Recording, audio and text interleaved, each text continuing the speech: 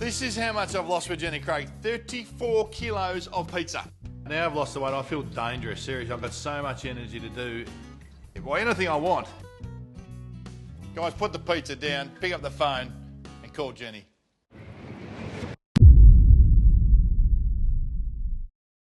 There's a bit of excitement about this game for obvious reasons. Are you looking forward to the factor as much as fans might be you against Chiefs? Yeah, I think we're looking forward to going to Sydney and playing a team we haven't played before. There's a lot of exciting players who play for GWS, a lot of young talent, and we're looking forward to seeing what they've got and playing against them, and also playing in a new stadium. I think it's a great, not an initiative, but a great test by the AFL of football out that part of Sydney, and we're keen to get out there and show how good we are. On a personal note, are you looking forward to that contest? I mean, it's got that personal side to it. Yeah, look, I think that coach versus coach is definitely overrated. It's about the players, and I haven't spent any time thinking about Sheeds. It's been more about Coniglio, Tyson, who our players are going to be pitting themselves against, and I suppose a little romantic story, if you like, myself against Sheeds. But in the end, our influence on the game will be very small. It'll be about the players on either side. Do you think they'll have a bit of an advantage given Sheedy's knowledge of your club? Yeah, I think he knows a lot of our players. He knows, I imagine, how our club thinks, but it's a matter of stopping that, I suppose. And obviously a lot's changed in that time, though. Yeah, look, the thing with Sheeds is that he's coached his philosophies and my philosophies and Mark Thompson's philosophies and Sean Wellman's philosophies has some similarities to them, and he's had a lot of influence on us. So, he knows us very well. We went out the one-liners again on the footy show last night. Is there a method to his madness at all, or is it just part of the theatre? Yeah, I didn't see the footy show, but there's no doubt Sheeds has a way of going about approaching a game, and it works for him. And if you listen to too much of it, you get distracted by it. So we'll just concentrate on what we're trying to do. In terms of the changes that you've made this week, that's Fletcher and Jetta obviously forced upon you. Dyson Heppel, what's happening? Yeah, Dyson got a knock to his knee about 3 weeks ago, and it's just got sorer and sorer. So we'll give him a week or maybe even 2 weeks off to get over that. And it's nothing serious, but it's an injury that if you don't step on it pretty quickly, it can get worse. So a week or two, and then back into the team. Do you think you would have made a rest for more guys with niggles if you didn't have the bye in a couple of weeks' time? No, we've always said that we'll play fit players, players who aren't fit or at risk of getting injured. We won't play, but if they're fit, they're ready to play. So all our guys are really wanting to play this game. They're really wanting to get up to Sydney and play a good hard game of contested footy. So I don't think you want to flirt with your form too much, particularly when you're a club like ours who's trying to build something rather than being successful before. Just one more on that team, Justin Fletcher. Will he likely miss next week as well? No, he should play. He's been carrying a very mild strain of his groin. I think I've said it since the Carlton game 5 weeks ago. So it was a time to give him that rest so that he would get over it properly and it would heal properly, and we can have him for the rest of the year. McVeigh's among those guys back. Do you see him sticking around for a number of weeks this time? Oh, definitely. Mark's coming to the team. He's like everyone else. If he plays well, he'll play next week. We pick our side on form, and to date, everyone who's come in has played well. And expectation of Mark, Travis Collier, and also Tate Pears is that they come in and play well to keep their spot in the side. Michael Hurley's confidence after his return last week, he'd be pumped up a little bit?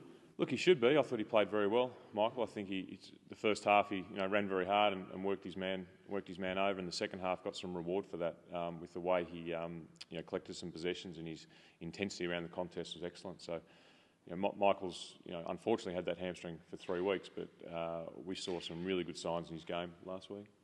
David, will he play a scratch match or anything with those guys? Obviously, the Theos state game. Yeah, we tried to organise a game for today. It was meant to be a game against Geelong today, but unfortunately they didn't have the numbers. So I think there was a rule handed down about some of their players could and couldn't play, and so we're just going to have to train them pretty hard today. So good conditions for a training session. I know you said it wasn't about the coaches, but in some ways, when you now come full circle and come up against Kevin in the coaching capacity, does it complete some sort of a football circle? Not really, no. it's funny. We're trying to build something here, and whether we're coaching against Kevin Sheedy, whether it's Nathan Buckley, whether it's Michael Voss, whether it's about what we're trying to do and what we're trying to build for us as a club. All those people are our opposition. They're our competitors, and we want to beat them. And I think you can get romantic about football when you finish, and not while you're in the midst of it. It's a brutal game, and you've got to concentrate on the task at hand. So is the personality thing with Kevin, is that easy to shut out of your mind? Yeah. It is. He's a great man. He's been a great coach, but and we all know he loves his tricks and gets up to them. But as I keep saying, we're focused on getting our team prepared to play really well on the weekend. James, how do you prepare when you find the sides only played 8 games and they've made only 5 or 6 changes in a week? We've had our recruiting guys do a lot of work on and giving summaries on all their players and watch a lot of tape on the individual players and also the game style and the way they've played. They have played a little bit differently week to week, so it's a little bit difficult to get an absolute form line on how they play. But some basics about the way they play. They're very good in the contest. They love to run hard and spread outside the contest.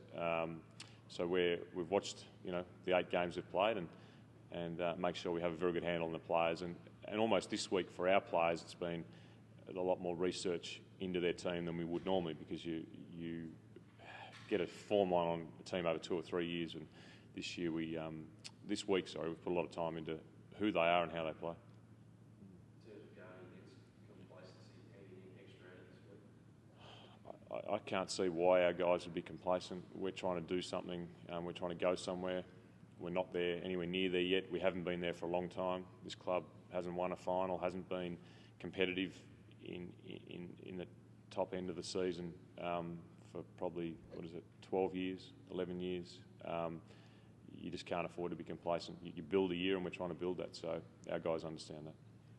How often the ground stack up with other grounds you have at the minute? Yeah, we've had some people up there. I think it's pretty good. I think it's there's some areas that are patchy, a little bit of grass, but all reports have come back that it's definitely of AFL standard, and we're ready to go there and play. Big thing, Hurdy, has been your midfield, I guess, since you've arrived at the club, and you said you wanted to improve that. Without bringing in another player from another club, you really seem to have developed a on-ball group that can match it against the top sides. How happy are you with the advancement of those guys over the past day? Look, over the moon. I mean, Simon Goodwin deserves most of the credit for that, and the way the philosophies he's brought in, the structure he's brought into our midfield, and then the players themselves and their ability to work hard to get their fitness levels to a point that they can compete against the best midfields. But Simon and the players have done an enormous amount of work, and the amount of hard work they do away from the club, analysing opposition, working out how they can get advantage has been great. But we still think there's a long way to go too, and we understand that there's some very good midfields out there that we haven't played yet, and there's a very good young midfield that we're going to play this weekend. Some real talent in that midfield. So our guys are excited about playing against them. Just from a competition point of view, James, thumbs up for a mid-season draft.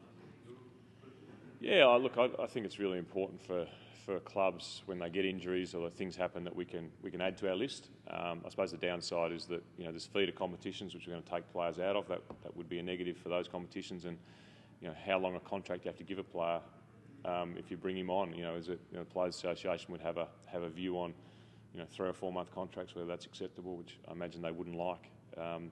But in principle, selfishly for us as a club, we'd love the ability, whether it be right now or June, to actually bring someone in, 1 or 2 players in who can help our club. Just on the young midfielders going forward, Elliot Kavanagh was obviously pretty good with their goal last week. How many more games does he have to play like that until he's progressing? Do you think he's ready? A few more. I think Elliot's developed really well over the season. There's no doubt he's got a lot of talent. We like him to get a little bit bigger, over a little bit of size. You've got to be careful when you put kids in. He's playing well, and he needs to play consistently well, and there needs to be a spot as well. I think that there's been a number of guys in our team who've worked really hard to get their spot, and you don't not reward that. But Elliot's not far away. Thanks, guys.